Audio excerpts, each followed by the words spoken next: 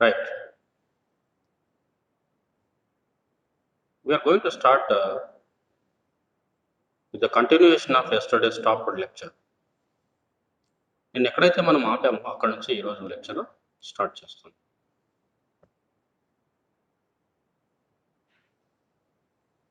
మనకు భారతదేశంలో వివిధ మతాల స్థాపన, సంఘ సంస్కరణలు ఇవన్నీ సమాజంలో మార్పును తీసుకొచ్చాయి కానీ ఆధునికత వైపు అడుగులు వేయనివ్వలేదు. ఆధునిక జీవన విధానానికి అడుగులు పడనివ్వలేదు. కేవలం సంఘంలో కొన్ని కొన్ని బ్యాడ్ ఎలిమెంట్స్ ఉన్నాయి కదా! కొన్ని తప్పుడు లేక చెడు అలవాట్లు, చెడు సాంప్రదాయాలను, చెడు వాడుకలను అడ్డుకోగలిగాయి ఈ యొక్క భక్తి మూవ్‌మెంట్ ఉద్యమాలు, లేక భక్తి మూవ్‌మెంట్ లేక social reforms movements in India during 18th century.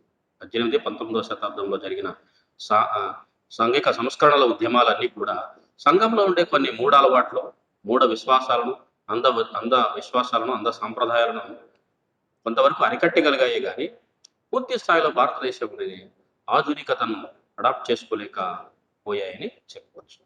మరి ఎప్పుడు పూర్తి స్థాయిలో మనము భారతదేశ భారతదేశం ఆధునికతను అలవాటు చేసుకోవడం ప్రారంభించింది. Contact with the West, particularly the British initiated the process of modernization in Indian tradition. భారతదేశంలో మొట్టమొదటిసారిగా బ్రిటిష్ పీపుల్ ఈ ఆధునికీకరణకు నాంది పలికారు. వాళ్ళు స్టార్ట్ చేశారు. ఆధునికీకరణ ప్రక్రియను మొదలుపెట్టింది బ్రిటిష్ వాళ్ళే.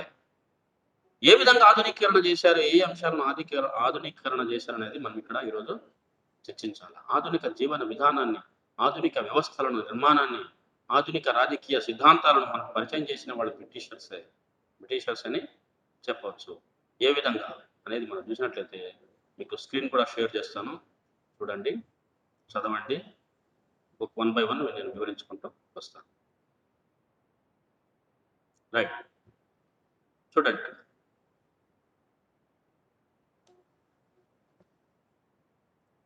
This contact, what is the contact? The British contact with the India resulted in multiplicity of changes in Indian culture and social structure. Although the main focus of this contact was directed towards modernization, it nevertheless strengthened a variety of traditional institutions. This demonstrates the weakness of assuming a neat continuity between tradition and modernity.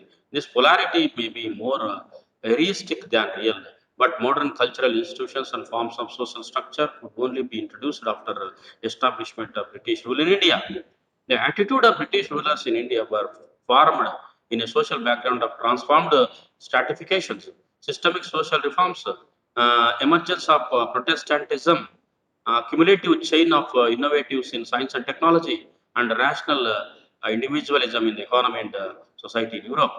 చూడండి, యూరోప్లో వీళ్ళు ఎందుకు ఆ విధంగా మారారు అని అంటే, British వాళ్ళు భారతదేశంలో సామాజిక మార్పుకు ఆధునిక జీవన విధానాన్ని అలవాటు చేయడానికి ఉపయోగపడిన అంశాలు ఏమిటంటే, బ్రిటన్ అంటే యూరోప్లో వచ్చిన మార్పులు ఏమేమిటి? రినైజెన్స్ తర్వాత అంటే కల్చరల్ రినైజెన్స్ జరిగింది బ్రిటన్లో. అలానే ఇండస్ట్రియల్ రెవల్యూషన్ వచ్చింది ఐరోపాలో. యూరోప్ ఖండంలో పారిశ్రామిక విప్లవం వచ్చింది. అలానే సాంస్కృతిక పునరుజ్జీవనము ఏర్పడింది. సాంస్కృతిక పునరుజ్జీవనము మరియు ఈ యొక్క పారిశ్రామిక విప్లవం రావడం వల్ల ఐరోపాలో అనేక రకాలైన మార్పులు చోటు చేసుకున్నాయి. వాళ్ళ సంఘాలే, వాళ్ళ సమాజాలే పూర్తిగా మారిపోయాయి.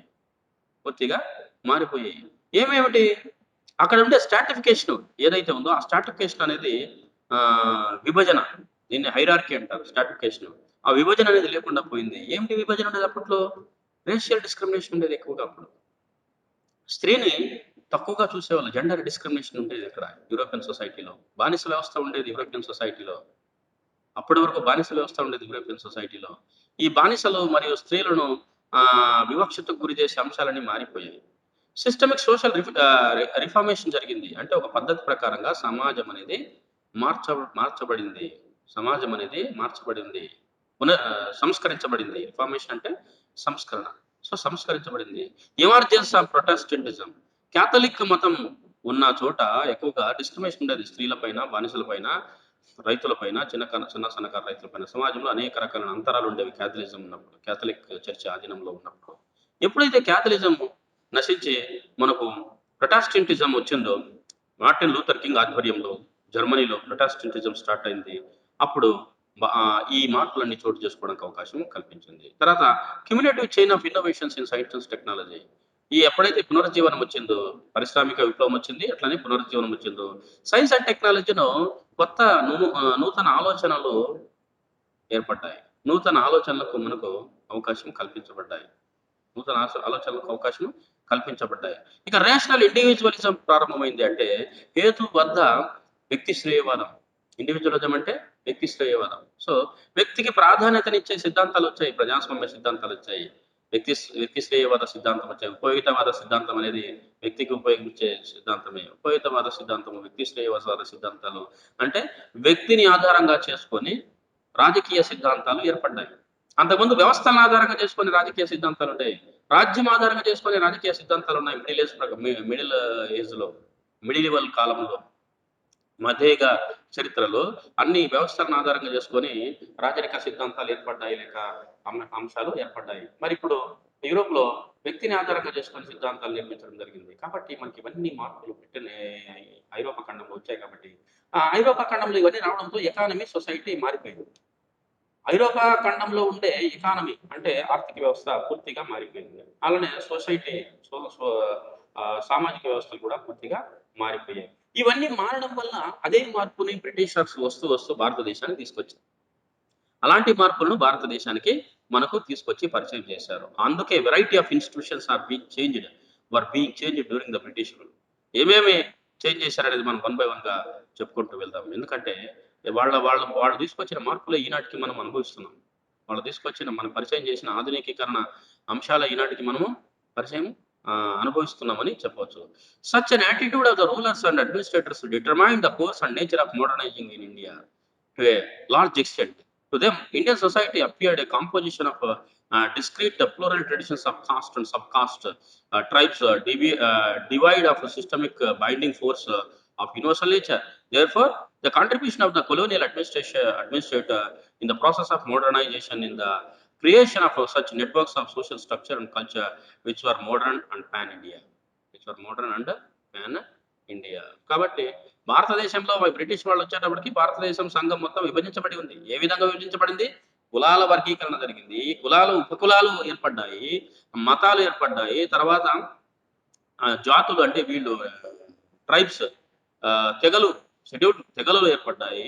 సిస్టమిక్ బైండింగ్ ఫోర్స్ అనేది ఒకటి లేదు. అందరూ ఒకటైన భావన అనేది ఇక్కడ యూనివర్సల్ నేచర్‌లో లేదు. ప్లూరల్ ట్రెడిషన్స్ ఉండేవి. ప్లూరల్ ట్రెడిషన్ అంటే ఒకే రకమైన హ్మ్. ఒకే రకమైన సంస్కృతి సాంప్రదాయాలు భారతదేశంలో లేవు. మరి బహుళ సంస్కృతులుండేవి భారతదేశంలో. బహుళ సంస్కృతులు ఎప్పుడైతే ఉన్నాయో, బహుళ సంస్కృతుల యొక్క వీళ్ళకి ఒక రకమైన ఆశ్చర్యాన్ని కలిగించింది. ఏంటి ఈ జీవన విధానం మీద ఒక రకమైన జీవన విధానం ఉంది.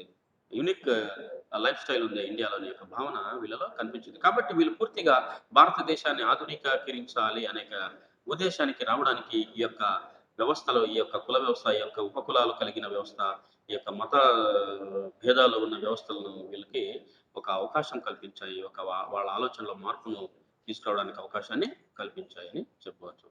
So, at the initial stage, mainly during the 17th century, modernization of subculture began with the socialization of small nucleus trader come middlemen in the Western manner. The latter on it led to the institution of modernization of great tradition, spread of new means of communication, transport, urbanization, industrialization, social reforms, expansion of Western education, and universalistic legal system were construed as a normative components of modernization in India. As regards structural modernization, rational bureaucratic systems, administration and judiciary, industrial bureaucracy and army emerged. చూడండి ఇవన్నీ వాళ్ళు తీసుకొచ్చిన ఆధునిక మార్పులు. ఏమిటి ఆధునిక మార్పులు అంటే చూడండి ఒకటి మన భారతదేశం 17వ శతాబ్దం వరకు modernization of sub culture began with the socialization of small nucleus trade cum middle men in the western manner. అంటే వెస్టర్న్ యూరోప్‌లో ఎట్లయితే ఉన్నారో, ఆ విధంగా ట్రేడింగ్ క్లాస్ అనేది ఒకటి ఏర్పడింది. అంటే వ్యాపార వర్గం అనేది ఒకటి ఏర్పడింది. మధ్య తరగతి వర్గం అనేది ఒకటి ఏర్పడింది. ఆ విధంగా భారతదేశంలో ఆధునికీకరణ ప్రారంభమైంది 17వ శతాబ్దంలో అని చెప్పవచ్చు. 17వ శతాబ్దంలో. ఇక తర్వాత it led to the institution of modernization of great tradition. It is spread of new means of communication. భారతదేశంలో అప్పటి వరకు కమ్యూనికేషన్ వ్యవస్థ ఎట్లా ఉండేది? మీకు బాగా తెలుసు. కమ్యూనికేషన్ వ్యవస్థ ఎలా ఉండేది భారతదేశంలో ఆనాటి వరకు? ఎవరైనా చెప్పండి. భారతదేశంలో కమ్యూనికేషన్ వ్యవస్థ అంటే కమ్యూనికేషన్ అంటే ఏంటి చెప్పండి? సమాచారం. కమ్యూనికేషన్ అంటే ఏంటి? ఎవరైనా మాట్లాడండి. Reshma, what is communication?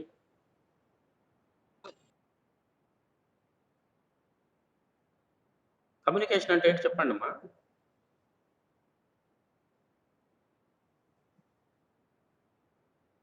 Communication అంటే ఏంటి?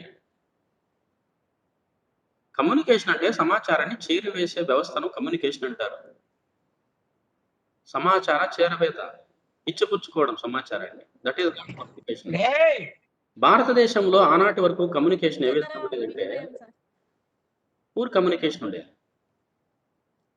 చాలా కమ్యూనికేషన్ పూర్‌గా ఉండేది. బలహీనంగా ఉండేది. ఒక ఊరు నుంచి ఇంకొక ఊరికి సమాచారం చేరవేయాలంటే ఎలా వెళ్ళేవాళ్ళో నడుచుకుంటూ వెళ్ళేవాళ్ళు. లేదంటే ఎద్దుల బండిలో, లేదంటే గుర్రాల స్వారీ చేసుకుంటూ గుర్రం మీద గాని, ఎద్దుల బండిలో గాని లేకుంటే కాల నడకన గాని వెళ్తూ ఉండేవాళ్ళు. సమాచారాన్ని చేరవేసేవాళ్ళు. ఫర్ ఎగ్జాంపుల్ ఎవరైనా బంధువులు ఇంట్లో చనిపోతే, ఆ బంధువు ఇంట్లో చనిపోయిన సమాచారాన్ని చేరవేయాలంటే, ఆ బంధువుల ఇంట్లో ఒక వ్యక్తి నడుచుకుంటూ వెళ్లి, ఆ బంధువుకి సమాచారాన్ని ఇచ్చి రావాలి. అట్లాంటి వ్యవస్థ భారతదేశంలో ఉండేది కమ్యూనికేషన్. Transportation and communication. కమ్యూనికేషన్‌లో వీళ్ళు మార్పులు తీసుకొచ్చారు. ఆధునికతను పరిచయం చేశారు మనకు. ఏ విధంగా పరిచయం చేశారంటే ట్రాన్స్‌పోర్టేషన్, మీన్స్ ఆఫ్ ట్రాన్స్‌పోర్టేషన్ మార్చడం వల్ల. మన భారతదేశంలో మీన్స్ ఆఫ్ ట్రాన్స్‌పోర్టేషన్ ఏముండేదప్పుడు? ఒక చోటు నుంచి ఇంకొక చోటుకి ప్రయాణం చేయాలంటే మన భారతదేశంలో రవాణా ఏ విధంగా ఉండేదంటే కాలినడకన, ఎద్దుల బండి, గుర్రాల గుర్రాల జట్కా అంటారు వాటిని. గుర్రపు బళ్ళు, ఎద్దుల బళ్ళు, గాడిదలు, మనం వాడే communication transportations, means of transportation ఇవి వాడేవాళ్ళం. సనాతన పద్ధతులను వాడుకోవడం మన భారతదేశంలో 17, 18వ శతాబ్దంలో ఉంటాయి. మరి ఎప్పుడైతే బ్రిటిష్ వాళ్ళొచ్చారో వాళ్ళ మీన్స్ ఆఫ్ కమ్యూనికేషన్ మార్చారు. ఏం మార్చారు? మనకు ఆధునిక యంత్రాలు పరిచయం చేశారు. బస్సులు పరిచయం చేశారు. కార్‌లను పరిచయం చేశారు. తర్వాత ప్రణ ప్రయాణ ప్రయాణ మార్గాలను మనకు సముద్రం గుండా వెళ్ళాలంటే మనకు ఎట్లాంటి మార్గం అప్పుడుండేది? మామూలుగా తెప్పలేసుకొని వెళ్ళేవాడు. నదుల్లో, సముద్రాల్లో తెప్పలేసుకొని, నావలేసుకొని వెళ్ళేవాడు. వీళ్ళు రావడంతో స్టీమ్ ఇంజిన్స్ పరిచయం చేశారు. అంటే టెక్నాలజీని పరిచయం చేశారు. రవాణా సౌకర్యాలు మెరుగుదల చేశారు. రోడ్లు వేశారు. అప్పుడు రోడ్లనేది లేదు. మనకు తార్ రోడ్లనేది లేదు. సిమెంట్ రోడ్ లేదు. ఏమి లేదు. అంతా ఘాట్ రోడ్లే. మన భారతదేశం మొత్తం ఎట్లాంటి రోడ్లున్నాయి. ఇప్పటికి కూడా కొన్ని ప్రాంతాల్లో విలేజెస్‌లో రోడ్లు లేవు. వాళ్ళు ఒక చోట నుంచి ఇంకో చోట ప్రయాణం చేయాలంటే వాళ్ళ తలతోక ప్రాణానికొస్తుందనమాట. వాళ్ళ యొక్క వాళ్ళ యొక్క బాధలు చెప్పుకోలేమనమాట. అట్లాంటి ప్రయాసలకు ఒడికడుతున్నారు భారతదేశంలో ప్రజలు ఈనాటికి. మరి 17, 16వ శతాబ్దంలో ఎలా ఉండేది? మిడియవల్ కాలంలో ఎట్లా ఉండేది భారతదేశంలో? ప్రయాణ సౌకర్యాలు ఎలా ఉన్నాయంటే, మరి వాళ్ళ ప్రయాణ సౌకర్యాలు మనకు పరిచయం చేశారు. ఆధునిక టెక్నాలజీని, ఆధునిక యంత్రాలతో కూడిన ప్రయాణ సౌకర్యాలు మనకు కల్పించారు. లేకుంటే స్టీమ్ ఇంజిన్స్ మనకెట్లా పరిచయం? India did not know the steam engine. India only knows the దాన్నేమంటారు boats. India only knows the తెప్పలు. దాన్నేమంటారు? ఐ డోంట్ అండర్‌స్టాండ్ అది ఇంగ్లీష్‌లో. తెప్పలు వాడేవాళ్ళము. ఒక చిన్న రౌండ్‌గా ఉండే షేప్‌లో ఉండే తెప్పలను వాడేవాళ్ళము. దాన్ని ఒక నావగా తీసుకునేమో దాన్ని ఇట్లా అనుకుంటూ వెళ్తూ ఉండేవాళ్ళం. ఒక తెడ్డుని తీసుకొని. తెడ్డు ద్వారా తోసుకుంటూ వెళ్ళేవాళ్ళం. మనకి డైరెక్షన్ తెలియదు. వాళ్ళు మనకు పరిచయం చేశారు డైరెక్షన్. ఏంటి తీసుకొచ్చి దాన్ని యంత్రాన్ని దిక్సూచిని పరిచయం చేశారు. ఏ దిక్కుకు ప్రయాణం చేయాలి? ఏ దిక్కులో ఉన్నాం మనము? ఏ దిక్కులో ప్రయాణం చేయాలని దిక్సూచిని పరిచయం చేశారు. కాబట్టి మనకు సముద్ర మార్గము గుండా ప్రయాణం చేయడానికి అవకాశం కల్పించారు. ఆధునిక టెక్నాలజీ మనకు కల్పించి. ఆ విధంగా మన దేశ స్వరూపాన్ని మార్చేశారు. తర్వాత బస్సులను రోడ్లు వేయడం ద్వారా అంటే రోడ్లు వేయడం వల్ల ప్రయాణం ఈజీగా అయింది. సులభంగా అయింది. ఒక చోట నుంచి ఇంకో చోట ప్రయాణం చేయడం. తర్వాత వెహికల్స్ 2 వీలరు, 4 వీలరు బస్సులు తర్వాత అన్నిటికంటే మించి రైల్వే వ్యవస్థ. రైల్వే వ్యవస్థ. భారతదేశానికి రైల్వే వ్యవస్థను అందించిన ఘనత బ్రిటిష్ పీపుల్‌కే చెందుతుంది. మన దేశంలో ఇప్పటికీ ఎక్కువగా ప్రయాణం చేసే సాధారణ ప్రజలు, సామాన్య ప్రజలు ఎక్కువగా ప్రయాణం చేసే మీన్స్ ఆఫ్ ట్రాన్స్‌పోర్టేషన్ ఏంటంటే రైల్వేస్. రైల్వేస్ గాని మూసివేస్తే దేశంలో అల్లకల్లోలం వస్తుంది సామాన్య ప్రజలపైన. బస్ ఛార్జీలు చెల్లించలేరు. సుదూర ప్రయాణాలకు ప్రయాణం చేయలేరు. రైల్వే ఎన్ని లక్షల కిలోమీటర్లు రైల్వేస్ ఏసిపోయారు బ్రిటిష్ వాళ్ళు. వాళ్ళు వేసిన దాంట్లో మనం 10% కూడా వేయలేదు. భారతదేశానికి స్వాతంత్రం వచ్చిన తర్వాత బ్రిటిషర్స్ వేసిన రైల్వేస్‌కి మించి మనం ఒక 10% అందులో వాళ్ళు వేసిన దాంట్లో 10% వేయలేదు. కొన్ని లక్షల కిలోమీటర్లు, వేల కిలోమీటర్లు భారతదేశంలో రైల్వే లైన్స్ వేశారు వాళ్ళు. కొన్ని జంక్షన్స్ ఏర్పాటు చేశారు. సికింద్రాబాద్ స్టేషన్ ఈరోజు ఇట్లుందంటే సౌత్ సెంట్రల్ రైల్వే సికింద్రాబాద్ ఉంది కదా! ఈరోజు ఇలా ఉందంటే దానికి కారణం British people. British people constructed Secunderabad railway station. Major railway stations, major railway lines were laid by the Britishers. Britishers introduced railway system to India. First railway మనకి ఎక్కడ వేశారు? ఇప్పుడు మీరు చెప్పండి, ఇది జనరల్ నాలెడ్జ్ క్వశ్చన్. మీకు కాంపిటేటివ్ ఎగ్జామినేషన్ పాయింట్ ఆఫ్ వ్యూలో కూడా మీకు ఇది ఉంటుంది. డిఎస్సి ప్రిపేర్ అయ్యేవాళ్ళు, కాంపిటేటివ్ ఎగ్జామ్స్ ప్రిపేర్ అయ్యేవాళ్ళు చెప్పాలి ఇప్పుడు. ఫస్ట్ రైల్వే ఎప్పుడు వేశారు? ఏ సంవత్సరంలో వేశారు? ఎక్కడి నుంచి ఎక్కడి వరకు ప్రయాణం చేశారు first railway?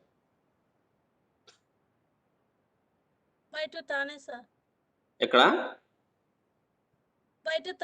Yes, Bombay to Thane. First railway run from Bombay to Thane.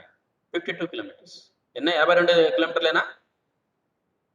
లేదు సార్, కిలోమీటర్స్. కిలోమీటర్లు 52 కిలోమీటర్స్. ఫస్ట్ రైల్వే ఇండియాలో బొంబాయి నుంచి థానే అనే నగరానికి వేయడం జరిగింది. That is the railway The railways introduced by the Britishers for the development of transportation in India, because Indians used to have a traditional transportation methods. Traditional transportation means for traveling from one place to another place, but Britishers, they introduced modernity in transportation system. ఎప్పుడైతే రవాణా వ్యవస్థ పెరిగిందో ప్రజల movement పెరుగుతుంది. ప్రజలు ఒక చోటు నుంచి ఇంకో చోటుకి ప్రయాణం పెరుగుతుంది. వ్యాపార వాణిజ్యాలు పెరుగుతాయి. సామాజిక సంబంధాలు పెరుగుతాయి. ఇక అన్నీ పెరుగుతాయి. అన్ని మార్పులు వస్తాయి. కాబట్టి రైల్వే ఇంట్రొడ్యూస్ చేసిన ఘనత వీళ్ళదే. టెలికాం ఇంట్రొడ్యూస్ చేసిన ఘనత వీళ్ళదే. అంతకుముందు సమాచారం చేరవేయాలంటే మనం ఒక చోటు నుంచి ఇంకో చోటికి భౌతికంగా ప్రయాణం చేయాలి ఒక మనిషి. ఇంకా మనకి టెక్నాలజీ ఎలా ఉండదంటే భౌతిక ప్రయాణంతో పాటు పావురాలకు రాసి పావురాలు కాళ్ళు కట్టి పావురం ఎగరవేస్తే ఆ పావురం పోయి వాళ్ళ ఇంటి దగ్గర సమాచారాన్ని ఇచ్చి వాళ్ళ ఇంటి దగ్గర వాళ్తే వాళ్ళ పావురాన్ని దగ్గర ఉండే చిట్టిని తీసుకొని చదివి విషయాన్ని తెలుసుకునేవాడు.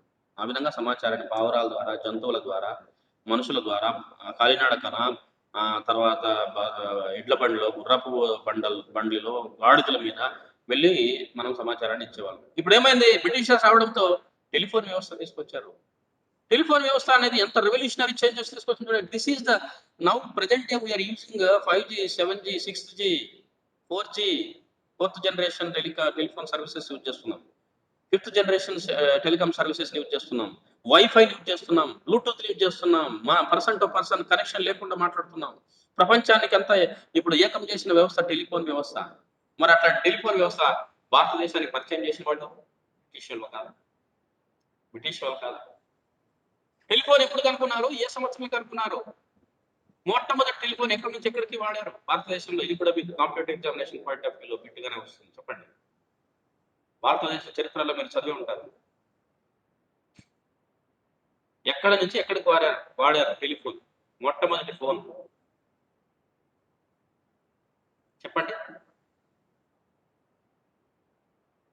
చెప్పండి. ఆగ్రా నుంచి ఢిల్లీకి first telephone was used for communicating from Agra to Delhi or Delhi to Agra. మనకి ఎట్లయితే థానే టు బొంబాయి ఫస్ట్ రైలు ప్రయాణం చేశారో, మొట్టమొదటిసారిగా భారతదేశంలో టెలికాం వ్యవస్థ వచ్చింది. టెలిఫోన్ వాడింది ఢిల్లీ నుంచి ఆగ్రాకి వాడారు. సో చూడండి, టెలిఫోన్ లేకపోతే ఈ రోజు ఎంత సమాచారం. ఇప్పుడు ఇక్కడ ఉన్నా నేను, I'm using internet facility through signals frequency and you are somewhere else, you are scattered here and there, you are in your villages, but we are all connected because of that telecom system, lining system, frequency system.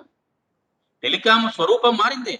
ఒకప్పుడు telecom ఎట్లుండేది? వైర్లు వేసేవాళ్ళు, ఇంట్లోకి land line ఉండేది, దాంట్లో తిప్పి number కొట్టడం వల్ల telecom ring అయ్యేది. ఒక చోట ఇట్లా నోటి ద్వారా కూడా పెట్టుకుని, చెవిలో కూడా పెట్టుకునేది ఉండేది ఫస్ట్‌లో స్టార్టింగ్‌లో. తర్వాత దాని యొక్క రూపం సంతరించుకుంటూ పోయి ఇప్పుడు ఒక విప్లవం అయింది. టెలికమ్యూనికేషన్‌లో విప్లవం వచ్చింది. టెలికమ్యూనికేషన్ వ్యవస్థలో రెవల్యూషనరీ చేంజెస్ ఏర్పడ్డాయి. ఆ రెవల్యూషనరీ చేంజెస్ ప్రజలను మొత్తం ఈరోజు గ్లోబ్‌ని, ఈ ప్రపంచ భూగోళాన్ని ఏకం చేసింది. అమెరికాలో ఉన్న ఇప్పుడనే అమెరికాలో ఉన్న వాళ్ళని మనం డైరెక్ట్‌గా విజువల్‌గా చూస్తూ మాట్లాడవచ్చు. ప్రపంచంలో ఏ దేశంలో ఉన్నా, ఎక్కడున్నా విజువల్‌గా కలిసి మాట్లాడుకోవచ్చు. మాట్లాడుకునే అవకాశం కల్పించింది ఈ కమ్యూనికేషన్ వ్యవస్థ. సో, దాన్ని పరిచయం చేసిన వాళ్ళెవరండి? ఈ దేశ స్వరూపాన్ని మార్చిన వాళ్ళెవరండి? ఈ దేశం ఆధునిక జీవన విధానానికి అలవాటు చేసి, ఆధునిక వ్యవస్థను పరిచయం చేసిన వ్యక్తులు బ్రిటిష్ వాళ్ళని మనం చెప్పవచ్చు. సో, కాబట్టి టెలికమ్యూనికేషన్ వ్యవస్థ, ట్రాన్స్‌పోర్టేషన్ వ్యవస్థ, తర్వాత ఆహ్, తర్వాత ఏంటి ఆహ్, కమ్యూనికేషన్ వ్యవస్థ ఇవన్నీ ఏర్పాటు చేయడంలో వీళ్ళు సిద్ధహస్తులయ్యారు. మనకు ఆధునిక ప్రపంచాన్ని పరిచయం చేసిన వాళ్ళయ్యారని చెప్పవచ్చు. Urbanization, industrialization. భారతదేశంలో అప్పటి వరకు అర్బనైజేషన్ లేదు. అర్బనైజేషన్ అంటే ఏంటి? అర్బనైజేషన్ అంటే పట్టణీకీకరణ. పట్టణీకీకరణ అంటే ఏంటి? ఏంటి పట్టణానికి, పల్లెకు తేడా ఏంటి? ఎవరైనా చెప్తారా? Please comment on that. I am asking you guys to distinguish difference between city and village. Town and village. Tell మీ.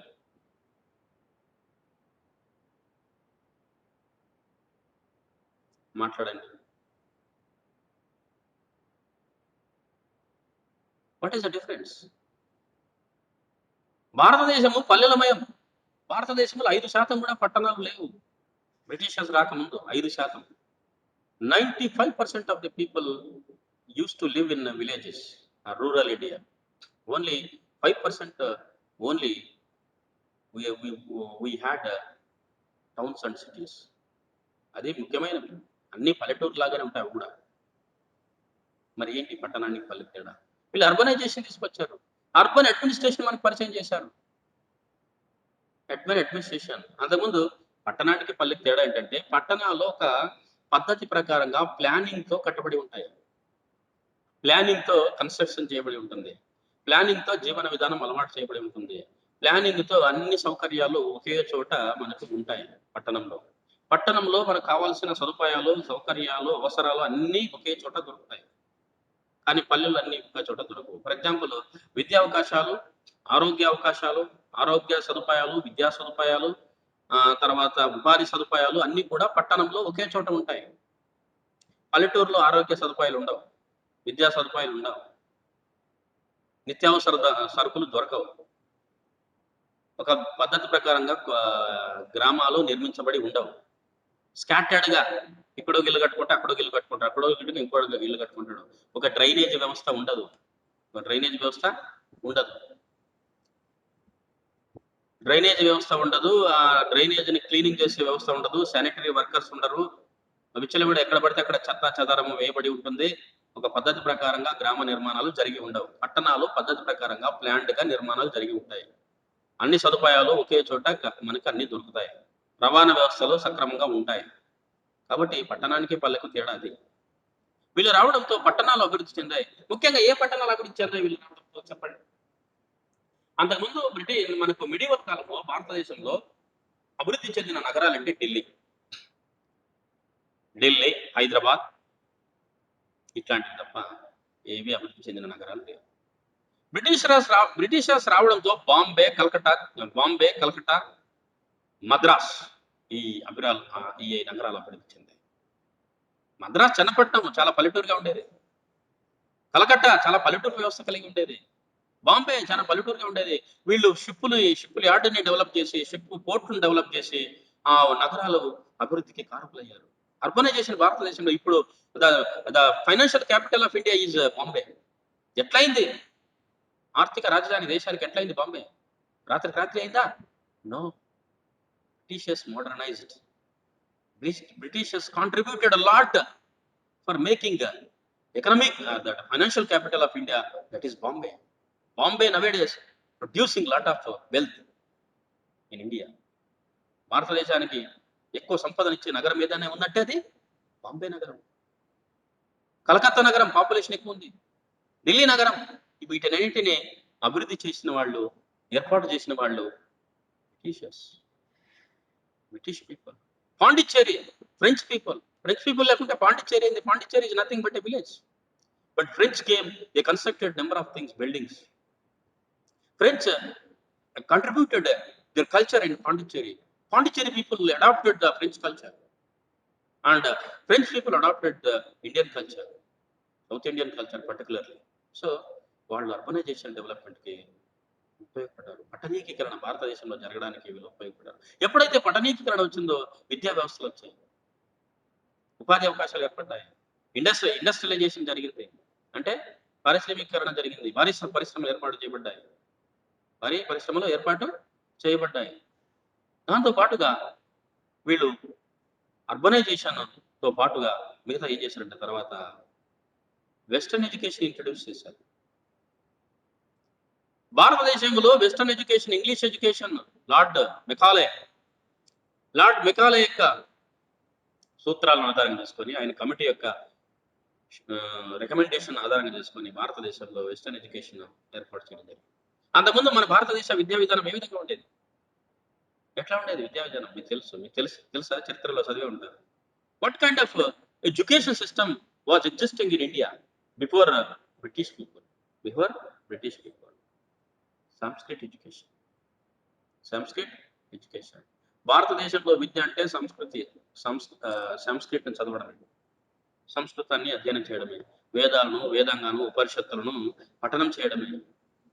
ఎలాంటి శాస్త్రీయబద్ధమైన విద్య లేదు, ఎలాంటి హేతుబద్ధమైన విద్యా విధానం లేదు, బట్టే విద్యా విధానం ఉండేది. మన దరిద్రం ఏంటంటే ఇప్పటికీ బట్టే విద్యా విధానం. ఒక ప్రశ్న రాయండి ఆలోచన చేసి తర్వాత సొంత అభిప్రాయాలను వ్యక్తం చేస్తూ వాళ్ళకి ఎంత అర్థమైందో ఆ అర్థవంతంగా ఒక అంశాన్ని ప్రొజెక్ట్ చేయడం లేదు మన దేశం. విద్యా విధానం సేమ్ అప్పుడు ఎట్లయితే ఉందో అట్లనే కొంత మనకు మూస ధోరణిలో కొనసాగుతున్నారు. పుస్తకం తీసుకోవడం, ఎగ్జామ్ ముందు బట్టి కొట్టడం, లైన్ బై లైన్, కామాలు, ఫుల్ స్టాప్తో సహా దాన్ని యాజ్ ఇట్ ఈస్ గా పేపర్లో కక్కడం. ఎట్లా వస్తుంది? మోడర్నిటీ ఎట్లా వస్తుంది? ఆధునిక జీవన విధానం ఎట్లా అలవాటు పడుతుంది? మనకి ఎట్లయితే వేదాంగాలు, ఉపనిషత్తులు పఠనాలు ఉండేవో అంటే కంఠస్థం చేసేవాడు. ఎలాంటి శాస్త్రీయమైన విద్యా విధానం ఆ రోజుల్లో ఉండేది కాదు, అశాస్త్రీయమైన విద్యా విధానం కలిగి ఉండేది ఆ రోజు. దాన్ని మార్చివేశారు బ్రిటిషర్లు వచ్చి ఇంగ్లీష్ విద్యా విధానం. పోనీ భారతదేశంలో ఆనాటి వరకు శాస్త్రీయమైన విద్యా విధానం లేకున్నా కానీ సంస్కృత విద్య, వేద విద్య, గురుకులాల విద్యలు అందరికీ అందుబాటులో ఉండేదా విద్య? were all people equal in getting education facilities? భారతదేశంలో విద్యా అవకాశాలు పొందడానికి అందరూ అర్హులా? బ్రిటిషర్స్ పీపుల్ రాకముందు? No. Only certain castes, certain classes, certain varnas were eligible for getting education. That so called Sanskrit education. అది దైవ భాష అంట, దేవుళ్ళు మాట్లాడే భాష అంట. దేవుళ్ళు భాష మాట్లాడే వాళ్ళు కేవలం ద్విజులు మాత్రమే నేర్చుకోవాలి. ఎవరు ద్విజులు? ద్విజులు అంటే 2 జన్మలు కలిగిన వాళ్ళు. ఎవరు? బ్రాహ్మణ, క్షత్రియ, వైశ్యులు. బ్రాహ్మణ, క్షత్రియ, వైశ్యులు మాత్రమే ఈ దేశంలో విద్యను అర్హులు. ఎప్పుడైతే బ్రిటిష్ వాళ్ళు వచ్చారో ఆధునిక విద్యను ఏర్పాటు చేశారో, ఆంగ్ల విద్యను ఏర్పాటు చేశారో, ఆంగ్ల విద్యా విధానాన్ని భారతదేశ సమాజానికి పరిచయం చేశారు, అందరికీ విద్యా అవకాశాలు కల్పించారు, irrespective of caste, creed, religion, race, gender. మీ కులమే చెప్తున్నా ఇక్కడ భారతదేశ సంస్కృతి ఎట్లుండేది? ఆడవాళ్ళు విద్య నేర్చుకోవడానికి అనర్హులు, ఆడవాళ్ళు వేదాలు పఠించడానికి అనర్హులు, ఆడవాళ్ళు వేదాలను వల్లించడం అనర్హులు. అది బ్రాహ్మణ స్త్రీ అయినా సరే, బ్రాహ్మణ మతంలో ఉండే ఓన్లీ మగవాళ్ళు మాత్రమే ఆ విద్యను అభ్యసించాలి. అంత వివక్షతలు కలిగిన విద్యా విధానం భారతదేశంలో ఉంది. బ్రిటిష్ వాళ్ళు రాకమునపో బ్రిటిషర్స్ ఎప్పుడైతే వచ్చారో భారతదేశంలో యూనివర్సల్ ఎడ్యుకేషన్ ఇంట్రడ్యూస్ చేశారు వాళ్ళు. యూనివర్సల్ ఎడ్యుకేషన్ అంటే ఏంటి? What is the meaning of universal education? విశ్వ సార్వజనీన విద్య, దాన్ని అంటారు యూనివర్సల్ ఎడ్యుకేషన్. సార్వజనీన విద్య అంటే ఎలాంటి భేదాలు లేకుండా సమాజంలో ఉండే అన్ని వర్గాల ప్రజలకు, అన్ని మతాల ప్రజలకు, అన్ని విశ్వాసాల ప్రజలకు కుల మత ప్రాంత లింగ భేదాలు లేకుండా అందరికీ విద్యను అందించాలి అనే అంశమే విశ్వజనీన విద్య. విశ్వజనీన విద్య. సో కాబట్టి after Britishers came to India, they started giving universal education to all people in India, irrespective of caste, creed, religion, race, gender, etc. That was the modernity introduced by Britishers in education sector. Nowadays, that revolutionary change we are witnessing. ఇప్పుడు మనం చూస్తున్నాం దాన్ని ప్రత్యక్షంగా. వాళ్ళు ఆంగ్ల విద్యను కనుక మనం పరిచయం చేయకపోతే, అందరికీ విద్యా అవకాశాలు బోధించకుండా ఉంటే, భారతదేశంలో కేవలం విద్య అన్ని వర్గాల చేతుల్లో మిగిలిపోయేది.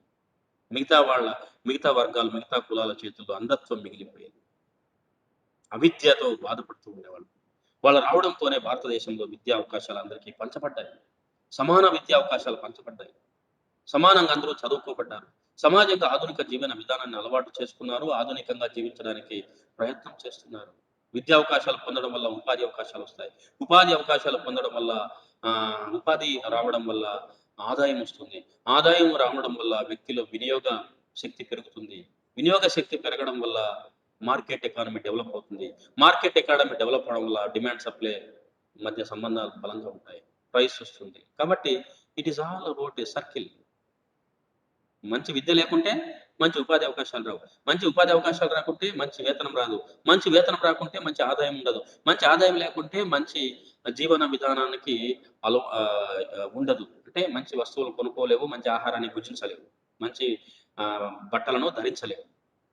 అలా లేకపోతే జీవనం అనేది అస్తవ్యస్తంగా మారిపోతుంది. క్వాలిటీ లైఫ్ ఉండదు. లైఫ్ క్వాలిటీగా ఉండదు. ఉన్నతంగా ఉండదు జీవితం.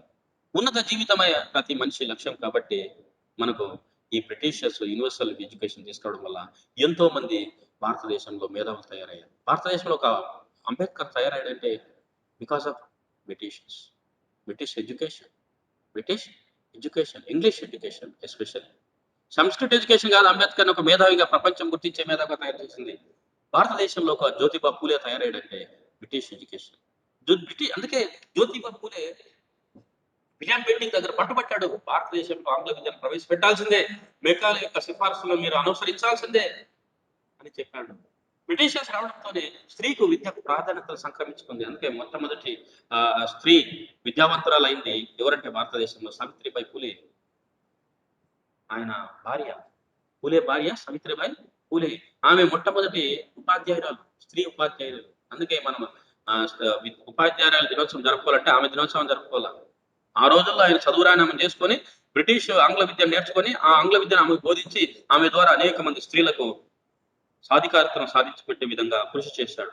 ఆ రెవల్యూషన్, బ్రిటిష్ వాళ్ళు ఆంగ్ల విద్యను ప్రవేశపెట్టిన రెవల్యూషన్, ఆ సమాన విద్యావకాశాలు కల్పించే వ్యవస్థను కల్పించిన అవకాశాలన్నీ ఇప్పుడు మనము విట్నెస్ చూస్తున్నాం. అంటే మనము ప్రత్యక్షంగా వాటిని అనుభవిస్తున్నాం. ఈ రోజు ఇలా ఉన్నామంటే వాళ్ళ కారణమే, వాళ్ళ ఆధునిక భావాలే మనకు ఈ రోజు ఈ విధంగా ఉండడానికి కారణం. లేకుంటే మనకి ఎడ్యుకేషన్ ఎక్కడది? సంస్కృతి మనం చదవనివ్వరు, మనల్ని ఎదగనివ్వరు, మనల్ని ఆలోచింపజేయనివ్వరు, మనం మనుషులుగానే బతకనివ్వరు. ఎవరు? బ్రాహ్మణవాదం, హిందూ మతతత్వ ఛాందసవాదం.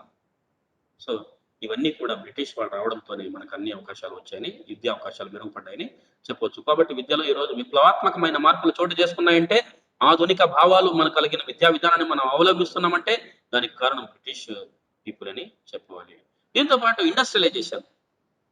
అంతకుముందు మనకు పరిశ్రమలు ఎలా ఉండేవంటే చేతి పరిశ్రమలు ఎక్కువగా ఉండేవి, చిన్న సన్నకార పరిశ్రమలు ఎక్కువగా ఉండేవి.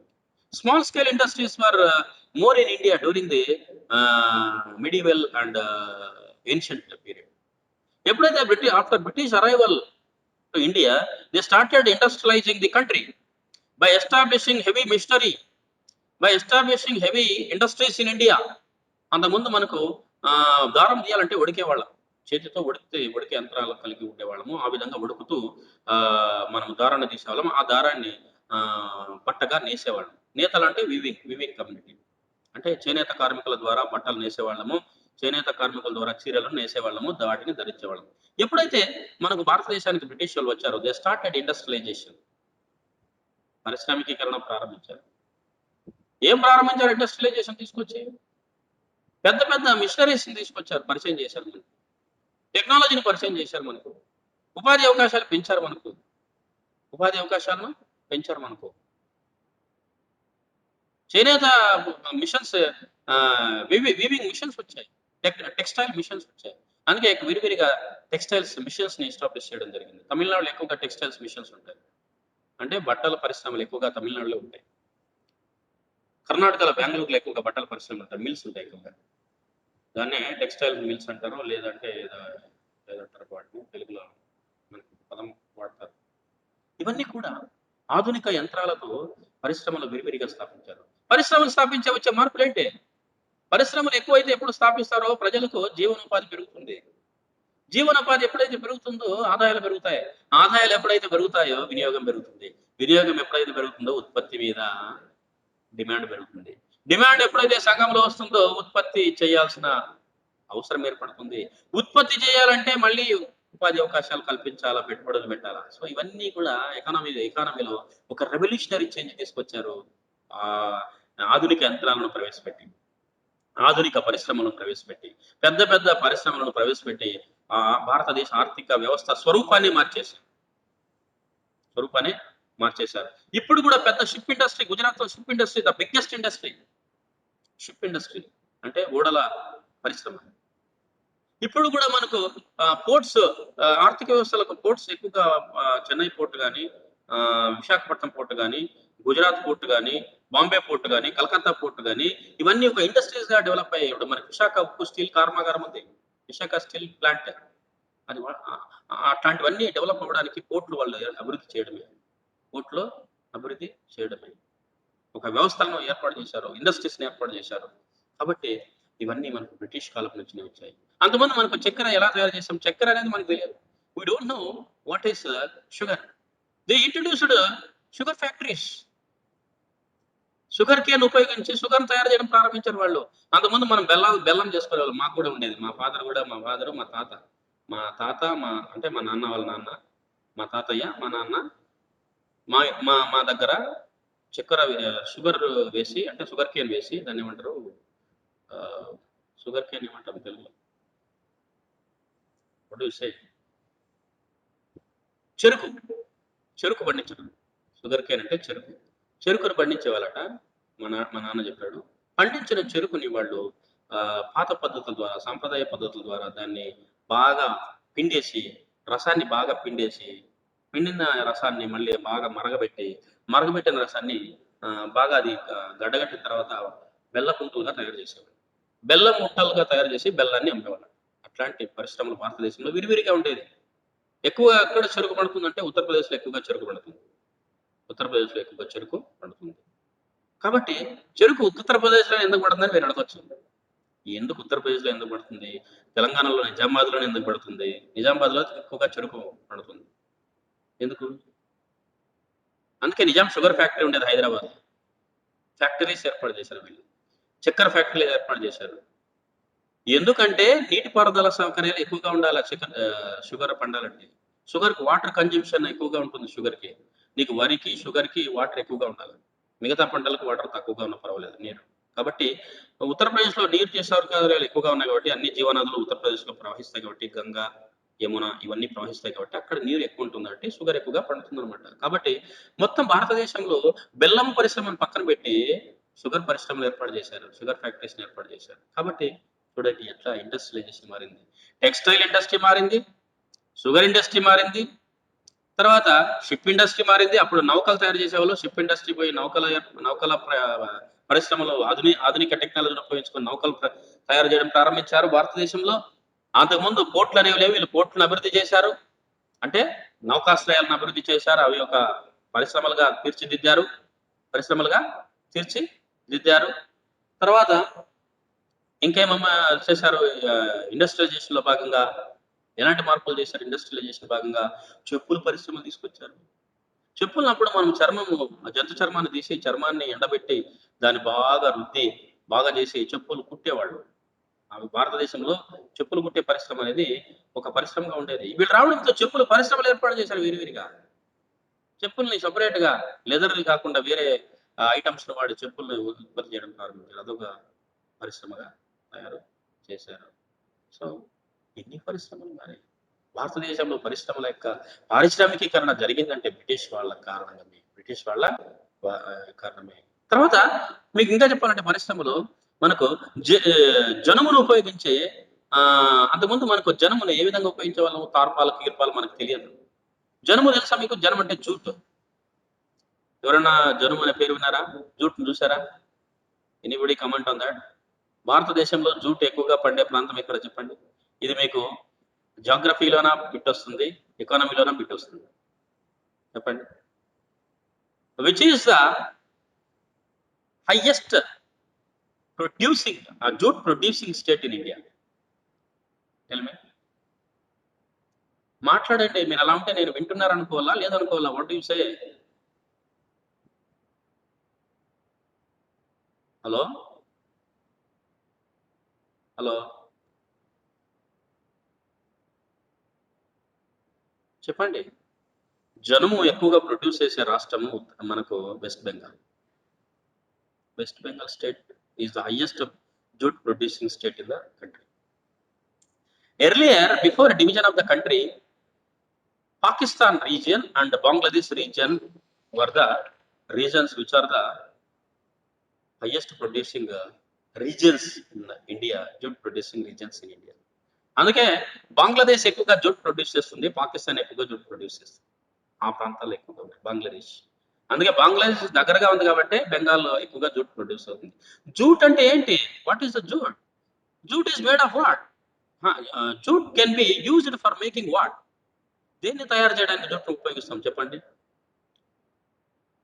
చెప్పండి. జూట్‌ను దేనికి ఉపయోగిస్తాము? ఏమి తయారు చేస్తారు?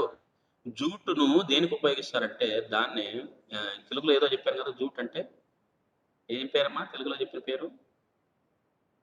జనుము సార్. జనుము. ఆ! దాన్ని దేనికి ఉపయోగిస్తారంటే మనం జీన్స్ ప్యాంట్లు వాడతాం కదా! జీన్స్ ప్యాంట్స్ ఇప్పుడు వేసుకుంటున్నాం కదా! Jeans is made of jute. జనుముతోనే తయారు చేస్తారు. ఇంట్లో తార్పాల్స్ వాడతాం కదా! తార్పాల్స్. నీళ్లు కారకుండా, గుడిసెలు కారకుండా పైన తార్పాలు కప్పుతారు కదా! లారీలకి తార్పాలు కప్పుతారు కదా! పెద్ద పెద్ద తార్పాల్స్. అట్లాంటి తార్పాల్స్ ఆర్ మేడ్ ఆఫ్ జూట్. జూట్‌ని ఉపయోగించి అట్లాంటి తార్పాలు పెద్ద పెద్ద తార్పాలు, గోనె సంచులు. గోనె సంచులు చూసా మీరు ఇప్పుడు బస్తాలు ఎరువుల బస్తాలు, తర్వాత ఎరువుల బస్తాలు కాదు ముఖ్యంగా వరి బస్తాలు, బియ్యపు బస్తాలు వేయడానికి గోనె సంచులు వాడతాం కదా! గోనె సంచులు తయారు చేసేది జూట్ ప్రొడక్ట్ ద్వారానే. జూట్ ప్రొడక్ట్ ద్వారానే. అట్లాంటి వ్యవస్థ జూట్ ఇండస్ట్రీని భారతదేశంలో ఎస్టాబ్లిష్ చేసిన ఘనత మనకు బ్రిటిష్ వాళ్ళకి దక్కుతుంది. సో ఇవాటి ఇలా చెప్పుకుంటూ పోతే ఇండస్ట్రీలో అనేక మార్పులు చేశారని చెప్పవచ్చు.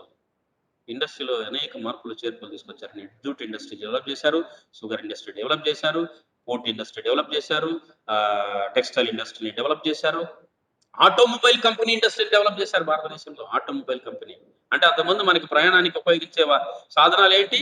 ఎద్దుల బండ్లు, ఆవుల బండ్లు, గుర్రపు బండ్లు, గాడిదలు, ఏనుగులు వాడేవాళ్ళం. వీళ్ళు రావడంతో ఆటోమొబైల్ ఇండస్ట్రీని ఏర్పాటు చేశారు వీళ్ళు. భారతదేశంలో విరివిరిగా ఆటో ఇండస్ట్రీ ఎక్కడుంది? తమిళనాడులో ఉంది, మహారాష్ట్రలో ఉంది ఆటో ఇండస్ట్రీ. అందుకే అశోక్ లేలాండ్ తమిళనాడులో ఉంది. అశోక్ లేలాండ్ తమిళనాడులో ఉంది. సో ఇవన్నీ వాళ్ళ కాలం నుంచి వచ్చినవి ఇవన్నీ. వాళ్ళ కాలంలో ఆటోమొబైల్ ఇండస్ట్రీ రెవల్యూషనరీ మార్పును స్వీకరించింది. ఆటోమొబైల్ ఇండస్ట్రీ అనేది ఒక పెద్ద ఇండస్ట్రీగా భారతదేశంలో అవతరించింది. కార్ల ఇండస్ట్రీ వచ్చింది. హర్యానాలో ఇప్పుడు ఎక్కువగా హిస్సార్ అనే ప్రాంతంలో కార్ల తయారీ ఎక్కువగా జరుగుతుంది. కార్ల ఇండస్ట్రీ. హిస్సార్ అనే ప్రాంతం అది జిల్లా హర్యానాలో ఒక జిల్లా అది ఢిల్లీకి దగ్గరగా ఉంటుంది. అక్కడ సో ఆటోమొబైల్ ఇండస్ట్రీ మారింది. షుగర్ ఇండస్ట్రీ ఏర్పాటు చేశారు. జూట్ ఇండస్ట్రీ ఏర్పాటు చేశారు. ఇక గోధుమలు అంతకుముందు మన గోధుమలు గోధుమలు ఎక్కువగా పండించే రాష్ట్రం ఏదయ్యా భారతదేశంలో? వీట్ ఇండస్ట్రీ కూడా వచ్చింది. గోధుమలు మనం విసిరేవాళ్ళం. ఇప్పుడు గ్రైండింగ్ ఏంటారు విసరకుండా గోధుమల్ని పిండి తయారు చేసే మిషన్లు గ్రైండింగ్ మిషన్స్ అంటారు కదా! అట్లాంటి ఇండస్ట్రీని తీసుకొచ్చారు వాళ్ళు. సో ఇలా చెప్పుకుంటూ పోతే చాలా ఉన్నాయి. ఇంకా చెప్తాను రేపు. ఈరోజు టైమ్ ఈస్ అప్. ఇప్పటి వరకు జరిగిన అంశాల్లో మీకేమైనా డౌట్ ఉన్నట్లయితే ask me questions. I will respond to your questions and pains. Come on open up the mic. ఇంకా ఉన్నాయి చాలా ఉన్నాయి. ఇది చాలా పెద్ద సబ్జెక్ట్ ఫస్ట్ యూనిట్ చాలా చెప్పాలి. సో, అర్బనైజేషన్ జెప్పాను, ఇండస్ట్రియలైజేషన్ జెప్పాను, ట్రాన్స్‌పోర్టేషన్ జెప్పాను, కమ్యూనికేషన్ జెప్పాను ఇప్పటివరకు.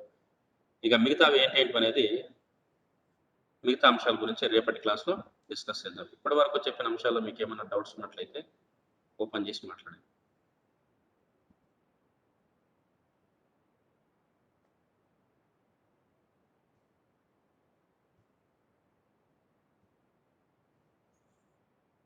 సో,